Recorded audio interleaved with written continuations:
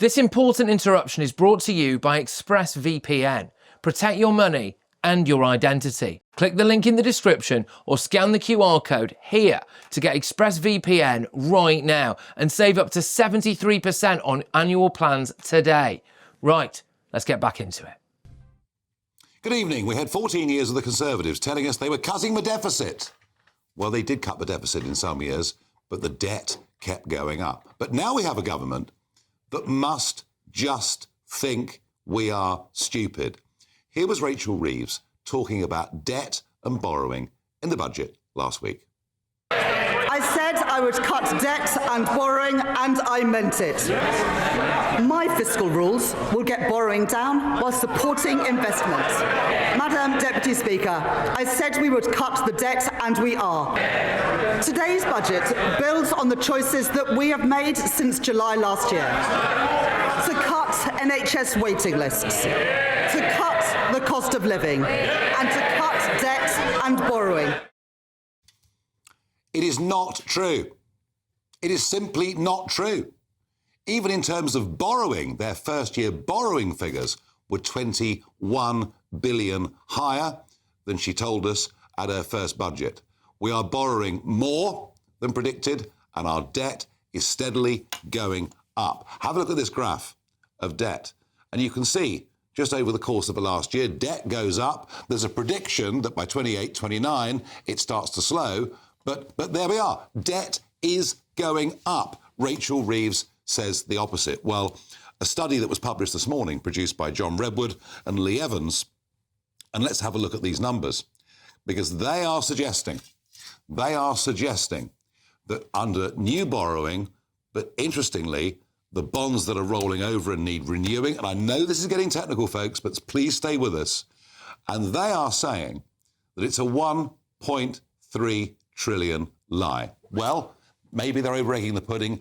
I don't know. I'm joined in the studio by former Chancellor Kwasi Kwarteng and by Baroness Diane Hayter of the Labour Party. But first, let's go to the co-author of that report, Lee Evans. And Lee joins me down the line. Now, Lee, I've already established that what she's saying is not true, just not true at any level. But just explain to me. So, number one, you've taken the projected borrowing figures over the course of the next few years, and then you talk about debt rollover. Can you explain debt rollover in really good, simple English, please? You borrow money, and generally speaking, there's a date when you have to repay it. And that's true for all of us. We might have an overdraft, for example, and there is an expected date when you're able to pay that off. Well, the problem is that we've been through the detail of the figures in the Treasury's Red Book. So it doesn't come much more official than that. Her budget was based on this and based on the OBR's forecasts as well. And we've tallied that up. And unfortunately, Nigel, it comes to rather more than the projected current borrowing for the next 5 years. So what she's having to do is to borrow to repay those debts that come up for repayment, for renewal, during the next 5 years. And if you add the two together, that's how you get to your 1.3 billion. Because it's projected that she's going to be borrowing 628 odd billion pounds over the next 5 years. Well, unfortunately, she's also got to find the borrowing to repay loans that come due, which come to 676 billion. You add those two together, you get 1.3 trillion. Okay. Lee, let me ask you a question. And by the way, I'm not saying you're wrong, but how is it that you and Redwood have come up with this and nobody else has? Well, it's a good question. I think it's because, frankly, the lead up to this budget, Nigel, was so chaotic And the figures are so dramatic, the amount of borrowing that she's planning to do, which, by the way, it looks to us as if she's probably going to exceed that. They're so dramatic that everybody focused on that. And they focused on the fact that our national debt would rise to 3.5 trillion, which is true if you look at the figures. Mm. But when it comes to borrowing in the marketplace, so you go out and you're looking for a loan from banks or whoever, and you've got to find people that are prepared to lend to you. Yes. And lend to you at a reasonable rate. And this is one of the worrying factors in all of this, that when you look at the total amount of borrowing that she's got to do over the next 5 years, it comes to this extraordinary figure of 1.3 trillion. Amazing. And you have to ask yourself the question, how are the markets going to react? Are they going to start to push up our interest rates? Absolutely. Lee, thank you for joining us and giving us that explanation. Well, There's nothing more important than keeping your money and your identity safe online. And with so many VPN options available, choosing the right one can be pretty daunting. But this video's sponsor, ExpressVPN, is making the choice easier for GB News viewers. ExpressVPN is offering up to 73% off, plus 4 extra months free. That's top-level security from just £2.49 a month, and you're covered by their 30-day money-back guarantee. So just click the link in this video's description or scan the QR code now. Remember, when you're online, you are often sharing personal data, so hackers can steal your information, your passwords, your photos, and your bank details in just seconds. But ExpressVPN encrypts your connection, making it virtually impossible for hackers to access your personal information. So why choose ExpressVPN? Well, it couldn't be easier to use. With just one click, you are protected. And ExpressVPN uses military-grade AES 256 encryption, which is the same standard trusted by the US government to guard their classified information. With their new tiered plans, you can protect up to 14 devices at once and manage passwords securely. Live chat support is available 24/7, and it typically connects you in under a minute with a real person. Click the link in this video's description or scan the QR code to get up to 73% off ExpressVPN plus 4 extra months free. Start protecting yourself today with ExpressVPN. got to start with you, Kwasi, on this.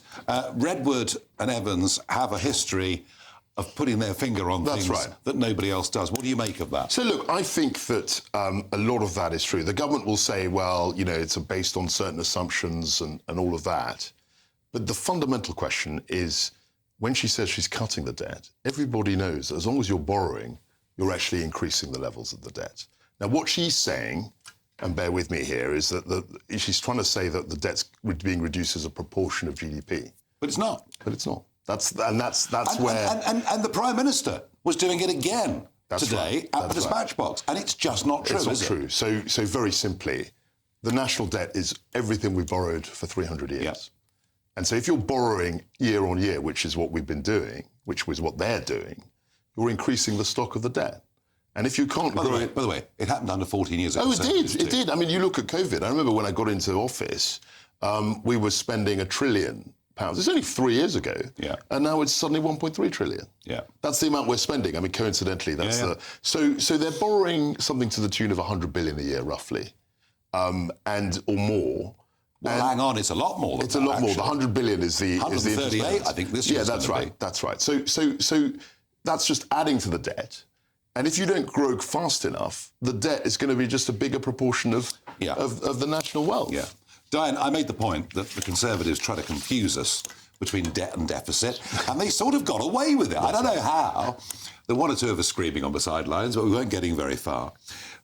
But what the Chancellor is doing here is just plain dishonest. No. Does she think we're stupid? No. No, she doesn't think we're stupid, and she's not being dishonest. We're only looking at one side of it. We're looking at what if, and, as the commentator has just said, he's trying to project 5 years ahead. Yes. Well, good luck to anyone who does that. So, a lot of this is if, and then, as you've just said, and if the economy doesn't grow. So there are a lot of ifs in that. That's right, and that's what the government would say. But it happens to be true. And, the debt that's built up, it was under the last government. A lot of it not its fault. Sure. It didn't start a war in Ukraine.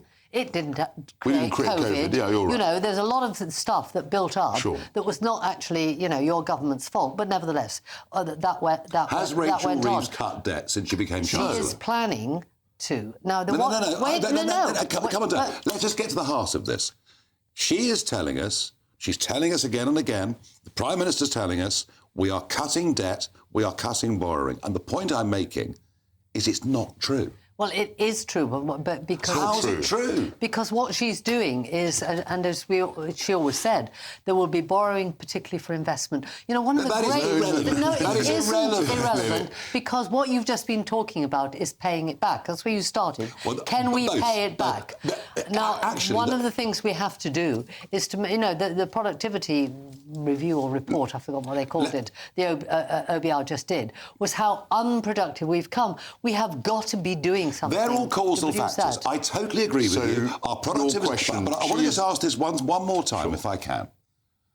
Has Rachel Reeves and Keir Starmer, since they've been in government, have they cut debt? They haven't. They haven't. The debt as a proportion of GDP, I thought was. No, it's going up. It's up. So look, it's Nigel. Look, we all know there are economic problems. I'm not denying that. But so boiling it down very simply, when she says she's cutting debt, that is false. Yes. Because they're borrowing money. OK? If you're borrowing, you're not because reducing your debt. No, forget about all that stuff. If you're borrowing money, you're increasing the stock of debt. Now, the challenge she has is to reduce it as a proportion of the national wealth, as a proportion of GDP.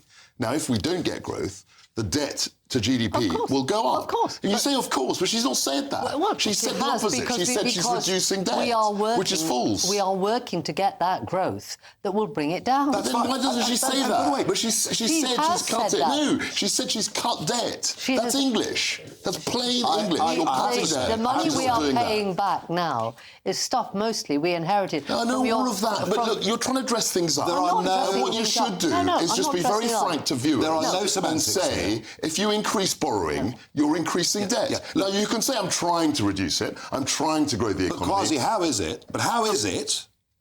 And OK, what Evans and Red would have come up with is more technical about debt rollover. Yeah, but there are lots of ifs. I agree with what... And there are lots of ifs. There are lots of assumptions there. But fine. But do you know what I can't understand? I listened to the Chancellor last week. I listened to the Prime Minister today.